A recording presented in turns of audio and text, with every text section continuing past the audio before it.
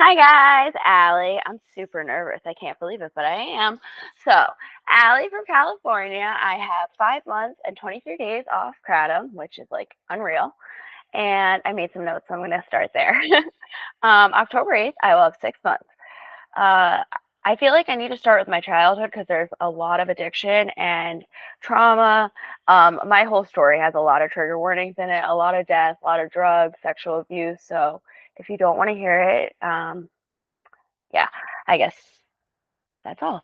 Okay, so I feel like my addiction is its own lifetime. Like it's crazy. Like when I think about my childhood, it just doesn't even seem like part of my life anymore. I'm 31 and like that's crazy, but I did drugs for probably 15 years of my life. So I grew up in New Jersey.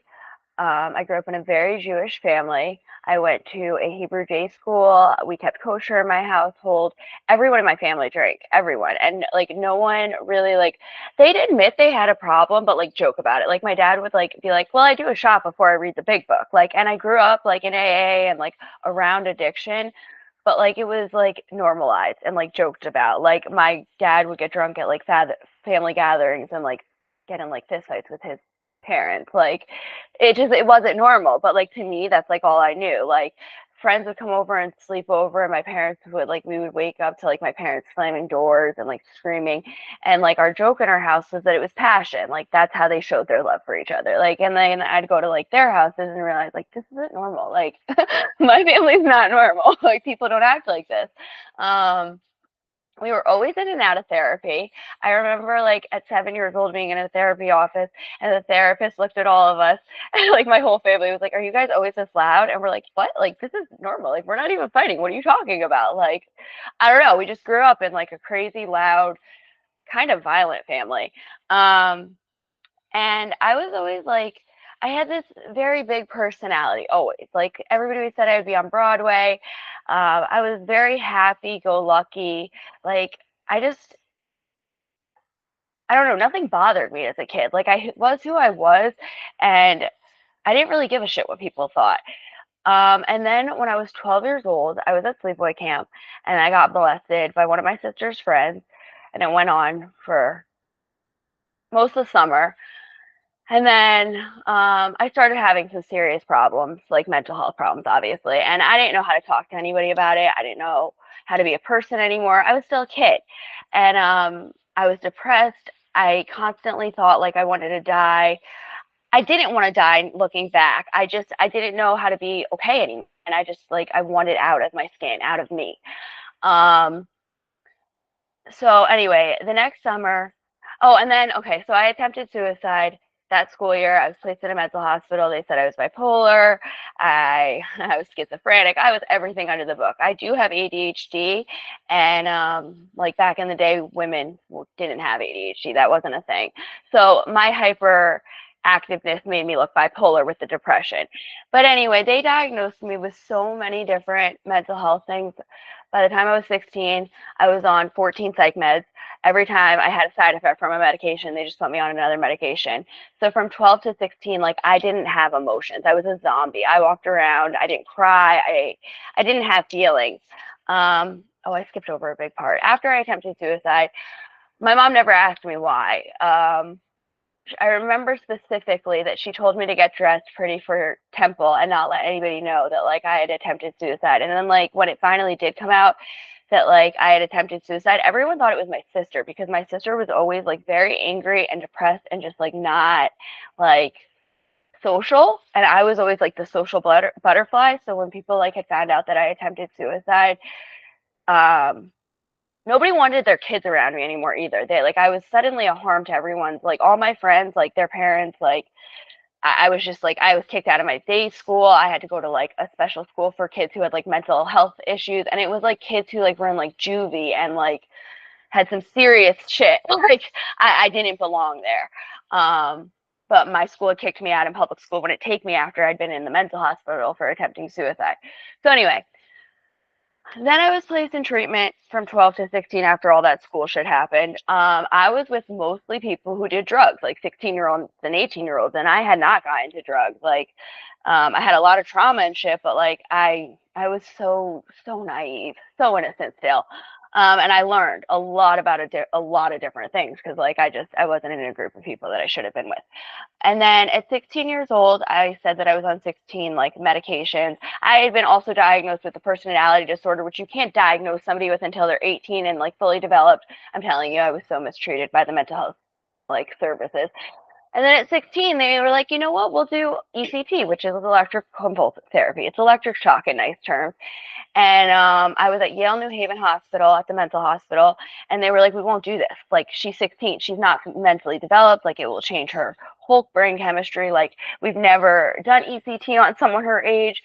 And then they told my parents that if they did 8 to 12 treatments of this, I would never need a mental health medication again. I'd be cured.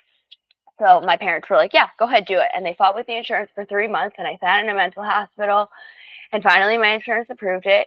And it was one of the most like horrific things I've ever been through. They took me to the basement of a hospital and strapped me to a hospital bed so that like when I was convulsing, I couldn't like hurt myself. They put a mouth guard in my mouth so I couldn't like break my own teeth when they zapped my brain to make my chemistry normal. It was horrific. It was terrible. I went through 8 of those treatments. And then one night in the middle of the night, I got woken up by 2 men dressed in black. They woke me up in the middle of the night at a mental hospital. My parents had paid for them to transport me to a treatment center in Utah, but I thought I was being kidnapped. Like, I really didn't know what was happening. So they took me out of the mental hospital. They put me on a plane.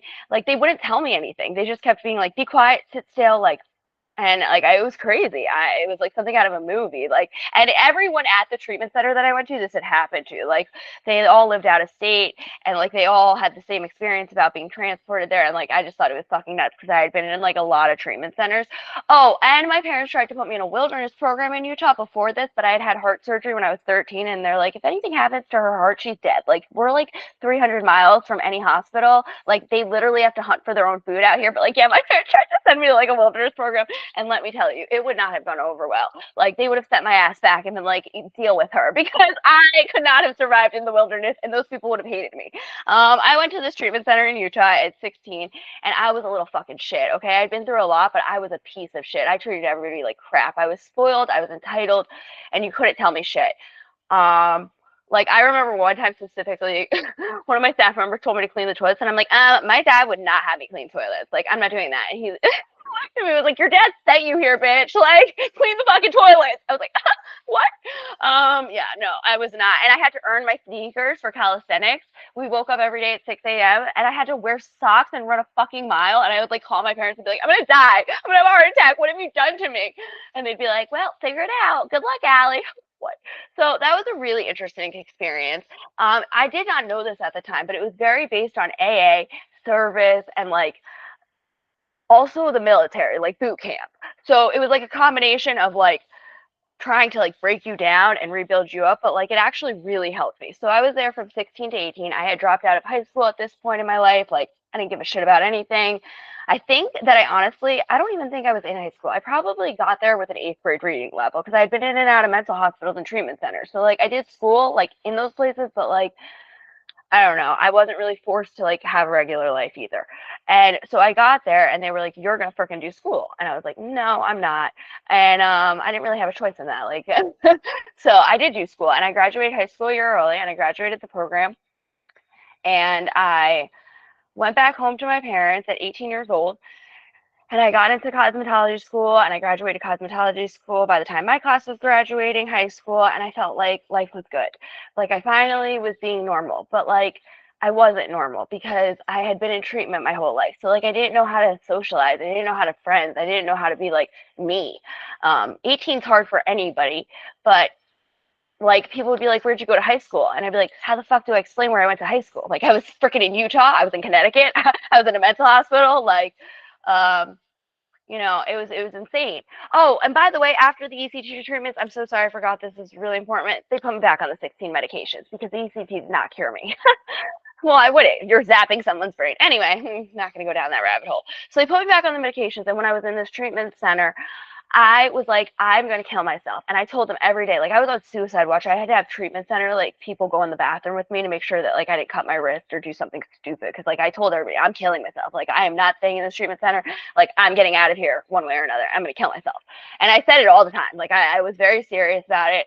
It's not that I wanted to die. I was just so fucking done with life. Like once again, I was just like, fuck this shit. Like I'm not gonna live in a treatment center. You're not gonna tell me how to live my life. Like I've lived through enough and I was done. And I couldn't be a person on these medicines. I knew that they were like numbing me and making me angry. And like, I wasn't bipolar, I wasn't schizophrenic. So, like, all these things were making me like really weird. I don't know how to explain it other than that. But if you don't have schizophrenia and you put somebody on medicine like that, it fucks them up. Um, so, anyway, the psychiatrist there finally was like, okay, we're going to take her off her medications one by one. And he did. He weaned me off every single medication. And I remember the first time I cried in like, God, 8 years. And I ran to his office and I was like, I'm broken. Like, what's wrong with me? Why am I crying? And he's like, because you've been on psych meds like your whole childhood. Like, you have not felt anything. But like, I didn't know how to cry. Like, it was like weird to me. Like, it was foreign because I had not cried in so long.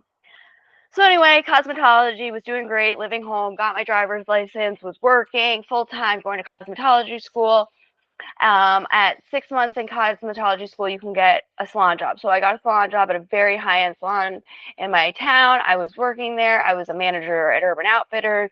And like, I just felt like a normal person. But like I said, I really didn't know how to interact with people because of my childhood. And then at 21, I went out to eat with my best like childhood friend, and we had Chipotle. And the next morning, I thought I had food poisoning. Well, 12 hours later, I was throwing up blood, and my heart was going like crazy. And I was at college at this point. I called my mom and I told her she had to come pick me up from college. And she was like, "What?" Like, because I never went home. Like, once I had my own place, like, I don't know, I didn't like to go home. And she was like, "Okay, I'm on my way."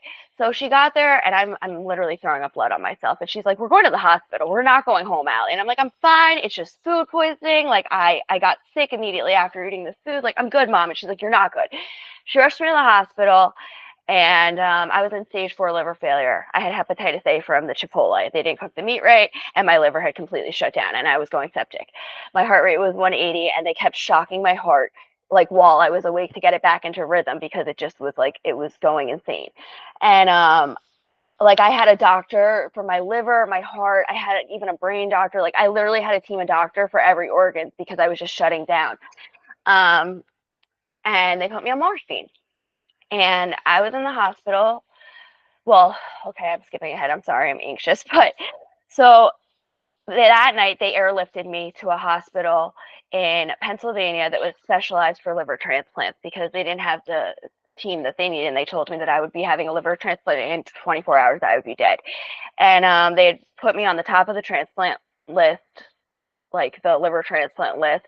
And they told my mom to pray because the liver surgery was 18-hour surgery. And because of how sick I was, they weren't even sure that I would make it off the table. And if I did make it off the table, I would have to take like 18 medications 3 times a day to make sure that my body didn't reject the liver. Because even if you take those medicines, your body can still reject the liver and not know that like it's still a foreign organ, even though you need your liver. So anyway, my mom is not really religious. My dad is very religious, but my mom that night prayed in the hospital. I had 8 blood transfusions that day, and I was like bleeding out of my eyes. I was bleeding out of my ears. My blood had turned to water, so it was just coming out of any surface that it could. It was like it was terrible. Um, and so anyway, so she told me that that night she prayed to God, and she was like, "Please, please don't make my daughter have this liver transplant. Like, she's only 21, like she'll never be a human again, she's been through enough." And the next morning my liver enzymes started to come down, and they were like, "We're going to hold off on the liver transplant for 24 hours, but like we're not saying that she's not going to have it." And my mom to this day swears that it was God, which is funny because she's really, like I said, not religious. um, but after I had gotten home, they had put me on fentanyl patches and Dilaudid for breakthrough pain. and I didn't know what it was. I had no fucking clue. But I was like 90 pounds after I got out of the hospital. Like I was a shell of a person. I lost so much weight from the liver failure, and I couldn't eat food. Like, oh my God, all my Jewish friends and family, that's what you do when someone gets sick is bring food. I mean, we had so much freaking food, I couldn't eat any of it. And everything I would put in my mouth, I remember it was like, it tasted like acid, like it burned so bad. It was awful. And I couldn't like stay in my room at my parents' house because I couldn't even walk up the stairs. So I had to stay in the guest room. And every 3 months I was in and out of the hospital with liver failure. Like my liver just was not doing well. And they just kept switching me from opiates to opiates and telling me that my liver was healing. And then like finally when I was strong enough to go back to the salon, I knew I was addicted. Everybody had told me like over the year or year and a half, maybe, I don't know, from like the liver stuff, like you're getting addicted, you're getting addicted. My dad is a contractor, he owns his own construction company, and he was like, you're getting addicted, Allie. And meanwhile, all through that, I was seeing psychiatrists. Like I didn't know about addiction. They put me on Xanax, Adderall, all kinds of like different medications because like after the liver stuff and all the opiates, like I was really not okay. And like, so there was a lot of medical stuff, but like the opiates were changing my personality too. And like I said, I really didn't know about addiction. So I didn't understand that like the opiates were causing most of the problems that I was having. So, and like doctors are not the greatest. Um, so anyway, I went back to the salon and I was like freaking, there was a point where I was not snorting my Roxy's in the bathroom in between clients. Like it got bad. And like I was chewing my fentanyl patches, all kinds of really crazy bad shit. And so I went to my dad because he's always struggled with addiction, like I said, and I was like, I can't do this. Like, I need help. I don't know who to turn to. I don't know if I go to a hospital. Like, I really didn't know about detox at that point in my life. I didn't even, and I kept going to the doctors, and they just kept telling me my liver was healing. Here, take this opiate. Hey, take this opiate. And I was like, no, like, I can't function at work without this shit. Like, I'm not okay. I'm going out every weekend and drinking and blacking out. I'm beating my body up. People think that, like, I'm in an abusive relationship, and I'm doing it to myself. Like, I need help. And no one would help me. Like, it just wasn't, it wasn't a thing back then. It wasn't like an opiate crisis now. Like people were giving out painkillers, and like in Florida the pain clinic things were definitely things. That's where I first went to rehab. But anyway, like where I lived in New Jersey, like it was just like, here's a script and do what you will. Like, I don't know, it was insanity. But so I went to my dad and I was like, I really, really need help. I can't do this. And he's like, okay, we'll go to the hospital tomorrow and like, I'll try and help you. Well, me being the addict that I was at that point was like, fuck, they're going to take all my shit away. Like, I got to get fucked up. So I took a bottle of Xanax. I took a bottle of Oxy, which seems insane. I know it does. But like back then I was mixing all this shit. So like it really didn't seem like a big deal to me. Like I drank and did Xanax and Roxy's all the time and had a fentanyl patch on. Like that was my daily normal. That's how I functioned. And so anyway, I took too much. And I remember sitting up to throw up, and I choked on my own vomit, and that was it. And then my first boyfriend, first love, died in a car accident. When I was 16, I was on the phone with him when he got hit by the drunk driver. I was supposed to be at a party with him, and I didn't party back then. And I was like, I'm not going to a fucking party with you. But anyway, he called me on the way home from the party. I was like, I'm so sorry. I shouldn't have gone. I should have been with you. Like, and I heard the car hit his car. I heard him screaming, and I thought he was fucking with me. I didn't know. And the next day, my friends called me to tell me that like he had passed away. I was very, very close with his parents. I had to go ID his body with his mom, who had just found out she had breast cancer, and his body was crushed. He went through the windshield, and his body was crushed. Like, yeah, he was not a human being. They couldn't have an open casket because of how bad his body was crushed. So anyway, when I died, like I was declared dead when I OD'd. That's why I went back to the story. Sorry, guys. I know I'm very ADHD, but there is a point. When I OD'd and died, my dad found me dead in my bed the next day. Declared dead. They'd given me 8 shots of Narcan. I don't know why they took me to the hospital, to be honest with you, but they did. I was put in the ICU on a Narcan drip. I was put in a non-responsive coma, and I saw Kevin as an adult. Like, he was an angel, but like I never saw him as an adult. I was 21 when I first OD'd, and he was 22, and he was like, "It's not your time. You have to go back." And I was like, "Fuck you!" Like, I have such a shit life. Like, I want to be in heaven with you. Fuck this shit. Like, do you see where I'm at? And I was standing over my hospital bed as an angel with him. I had the tube in my mouth. I had all the IVs. I could see myself, and my family was sitting around my bed. Um, and he kept telling me I had to go back, and I was like, "I'm not going back. Screw you!" And I was arguing with him. I didn't realize it was a God moment at the time because I was so wrapped up in my addiction, and like I didn't see Jesus or God, so it wasn't like that for me. But like, I now know that that was like God sending Kevin to be like, "It's not your time. You need to go back." Because I probably wouldn't have listened to God at that point in my life, truthfully. I hated God at that point in my life, so he probably sent Kevin to be like, "You got to go back." Anyway,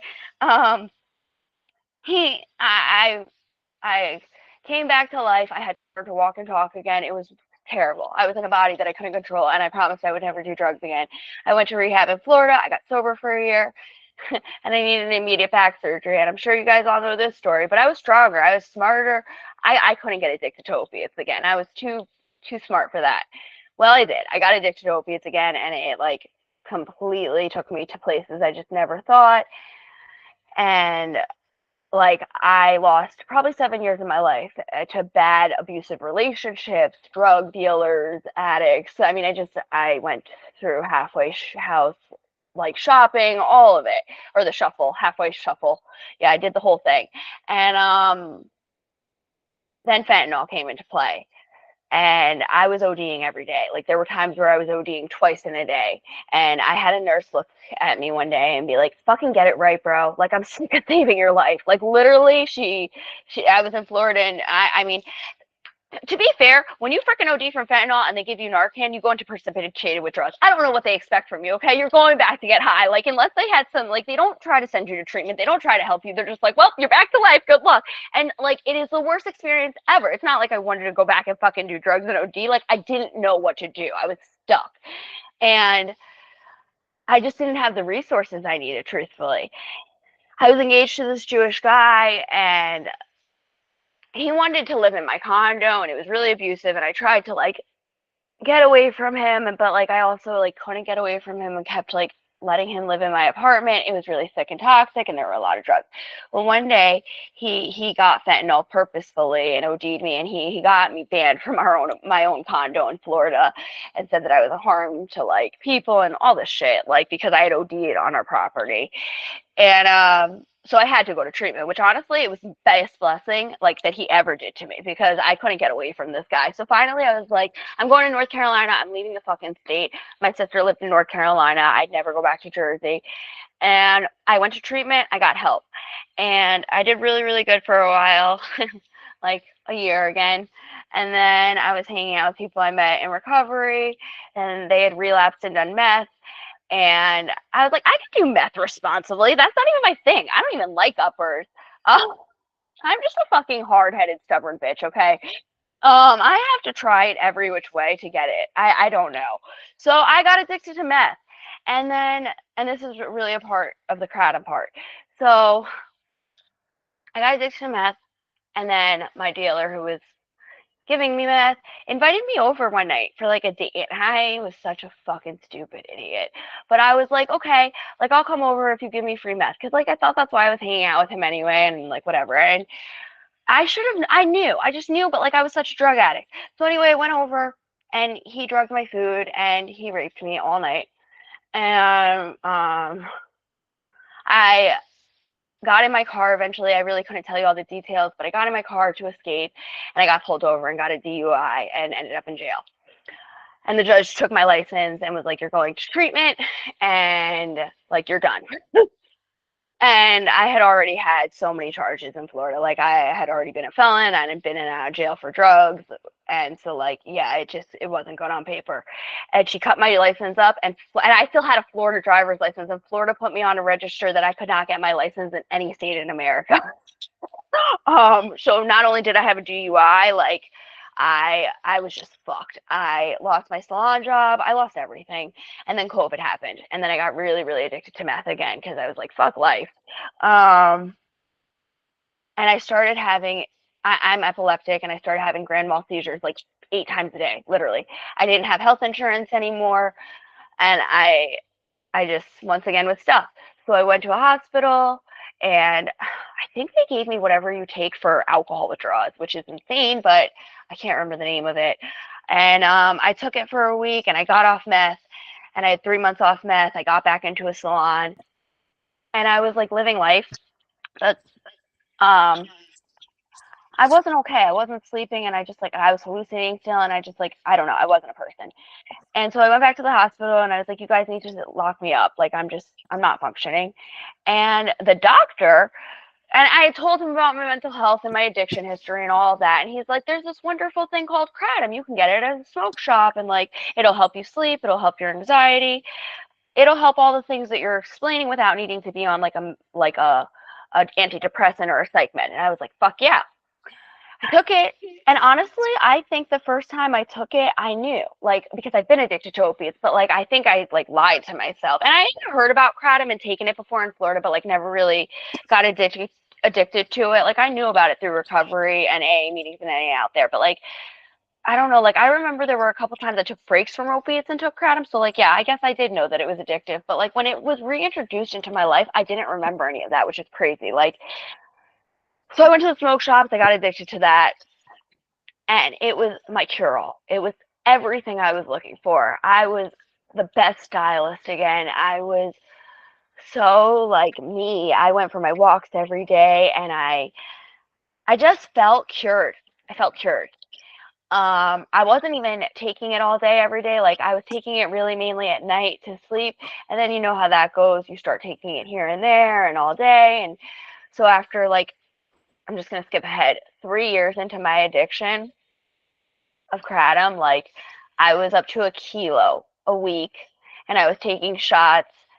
7-OH I don't think were available yet. Maybe they were, but I didn't know about them. And oh, I missed a really big part. I was date raped, and that was also like I said that, but I also got pregnant and had an abortion after that. And so the kratom really numbed that. Like I did not do therapy after any of that.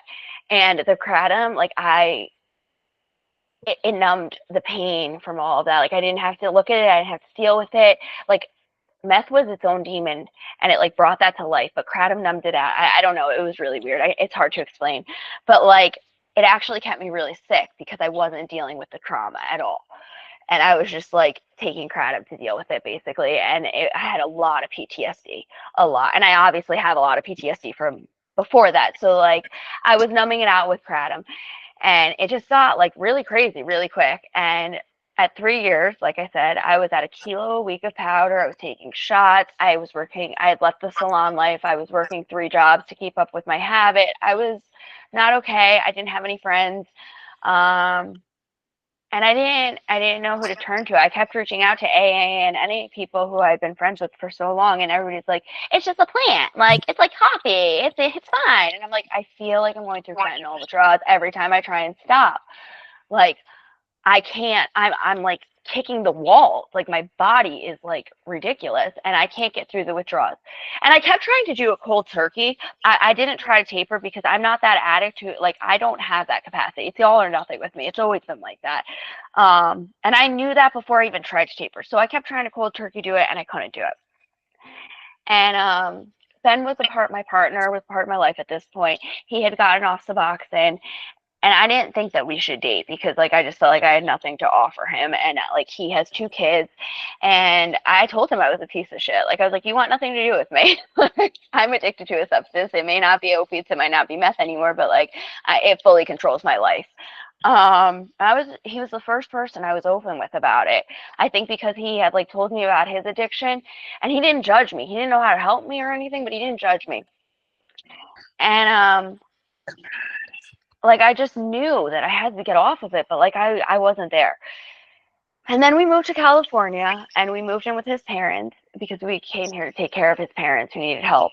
And it got way out of hand. Like I found the 7-OH pills, and I was taking those all day with the kilo of powder a week and the shots. And then I found with these dummy caramel kratom things, all this shit out in California. And like I literally spent so much money just to make myself throw up. Like I was throwing up all day, literally throwing up all day, taking more, throwing up, taking more, throwing up.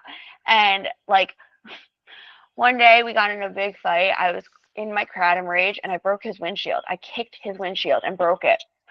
And I shocked myself. I got out of the rage real quick and I was like, what the fuck is wrong with me? Like, I am not a violent person, and it scared the shit out of me. And I was like, we need to take the camper, we need to go away, and I need to get off this shit. And that was probably a year ago now.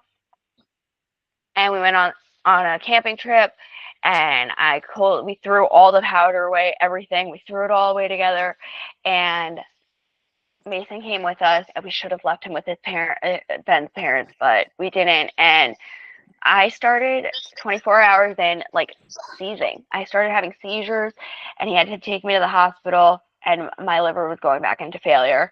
I'm sure it's from all the kratom I was doing. There's no doubt in my mind. I don't know why I wasn't going into failure when I was on it, and it happened while I stopped, but it was terrible, and I really traumatized Mason. And I knew I needed help, and so we just kept going to hospitals. We kept going to detoxes. I had insurance at this point, and everybody was like, we can't help you. It's not a real thing. It's not a problem. It's not an opiate. It's nothing. And then in October of last year, I got pregnant, and we were both really, really, really excited. And we were like, we got to come up with a plan to get me off this shit. And I tried to get off of it cold turkey, and the baby's heart rate dropped really low, and my gynecologist told me to go back to my dose and stay on it because the baby couldn't take it. I was at 8 weeks pregnant. I was going to the doctors like 3 times a week. They didn't know about kratom either. They sent me to a high-risk gynecologist, and she didn't even know about it. They didn't even think to switch me to Suboxone, which I had mentioned because of my history. And I was like, I want this baby. I don't care what I have to do. Like, tell me what it is, and I'll do it. At 12 weeks, I lost the baby. And about a month after that, we had gotten full custody of Gracie, my partner's youngest. And I was like, I can't do this. I'm not a mom. I'm not a person. I'm not a partner. And like, I was devastated after losing our child. Like, I think it took what left of my soul there was. And I blamed myself. Like, I truly thought it was the kratom. I don't know if I'll ever know if it was or it wasn't. I know plenty of women who have had babies on kratom the whole time. I'm not saying do that, but I don't know. I don't know if it was me trying to cold turkey withdraw and putting the baby into like trauma because my body was going through withdrawals. I don't know. And I'll never know. But I got really bad into the kratom addiction again. Like, really bad, and started having serious health problems and was in and out of the hospital like on a weekly. And they wouldn't help me. Like, I kept telling them I was addicted to kratom and this is what's doing this to my body and I don't know how to stop. And they would just be like, no, it's not that. And I don't know, Suboxone was never offered once again. But finally, and let's see, right before April, so March, yeah, sorry guys. In March, we went to visit Gracie right before we actually got full custody. She was going to move into our house with us. And I had like a mental breakdown. Like, I had lots of mental breakdowns, but it was different. Like, I was like, she cannot come live with us at all. Like, she can't be here. Like, I either have to move out or like something has to change because I can't be around her doing this.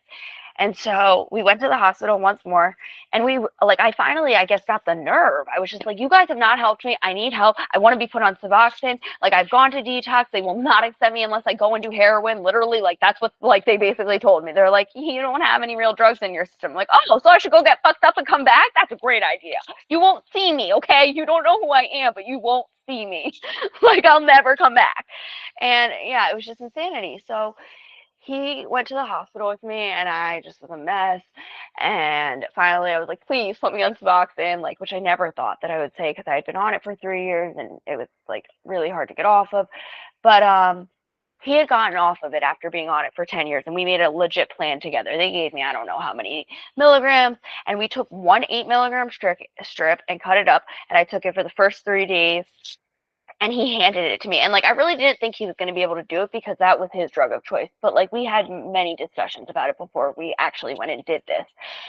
And so the first 3 days, I was on Suboxone, and then on the fourth day, he had to go to St. Louis to go get Gracie, and I had to withdraw by myself with the dog because he took Mason, and I was really scared, and I could have got to a Kratom shop, but like we tried to make it as impossible as we could, if you will. Like, I mean, the cars were here, but like I was sick. So anyway, um, we talked all day while he was there, and I went through it. Like I fucking went through it. I was up for like 14 days straight. I paced our house, and like we thought about telling Gracie that I had COVID, but we decided not to because both of her biological parents have addiction. She lives with her mom, who was doing drugs and like basically sold her for sex. Like she was molested, all kinds of terrible things. So anyway, like I felt that we needed to, like, she's 9 years old, so I felt like we needed to dumb it down, but like needed to explain that like I was going through withdrawals because like it could affect her and Mason absolutely one day. Like they both have addiction very strong in their family. And Mason knew because like we tried to explain to Mason, who's now 13, that like I was going to go through what dad went through when he went through Suboxone withdrawals. Like that's the best way we knew how to explain it to Mason. He's a little older. He knows about shit. Like he he's even heard about kratom at school, which is like really crazy to me. But so anyway, I went through that and I stayed sober. And I would really like to point out that I think that I stayed sober for Gracie in the beginning because I did try to, for 2 years, I tried to get off of this shit. 2 years of my life was cold turkey, tapering, going to doctors, going to hospitals. Like, that's all it was. Like, it was insanity. And finally, I just made my mind up. Like, that's really what it came down to. Like, the fear and the consequences, it just wasn't worth it anymore. Like, for so long I didn't think that I had the control or the power, and I didn't. But like getting custody of Gracie really, like, it changed my life, and I'm so grateful. And at 3 months sober, I just want to say this. I know I've gone so long. I'm sorry. I glad that I'll shut up. I got sidetracked. I tried to make notes, but anyway, at 3 months sober, my grandfather died, and I didn't have recovery. I've worked recovery, like I said before, but I found these meetings, and like that's really what changed my life. I started working recovery again. I had 3 months as a dry drunk, basically, because I wasn't working a program. I was being the best mom I could be. I was being the best partner I could be, but I was pouring from an empty cup every day, every day. And when my grandfather died and I had to go to Jersey to his funeral and be there for my family, I was like at the point of my recovery where I was like, I'm in so much pain emotionally. My old sponsor used to say you get to this point where like you either use or you freaking change something. And I was there. And I don't know how I even found these meetings. I got on a plane, come back, and I got COVID. And all through COVID, I kept telling my partner, fuck this shit, I'm going to use kratom. Fuck this shit, I'm going to use kratom. And like, I really believe I had 104 fever through COVID. And I really believe God kept me so sick that I couldn't freaking relapse. And I found the meetings on the second night of having COVID and listened to you all share. And so many people have so much less time than me, and we're doing the damn thing. And I was like, what is fucking wrong with these happy people? Your happiness. It drove me insane because I was so miserable and stuff. And then slowly but surely, I started making a morning routine. I started getting back into my NA meetings. I started like doing things for myself.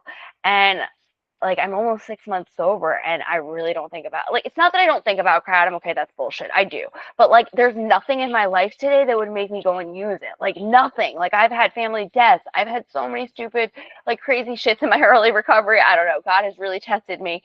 And like my parents are getting divorced, like so many crazy things. But anyway, like there's nothing today that could bring me back to that health. Nothing. Like there are times where I tell myself like, oh, I just want to use kratom and get high and fucking like not feel. But like even when I want to punch a wall, like nope, not going to pick that shit up. All right, I'm gonna shut up. I'm so sorry I went so late. I love you guys. Thank you. Hey, Allie, thank you so much for sharing your story. And holy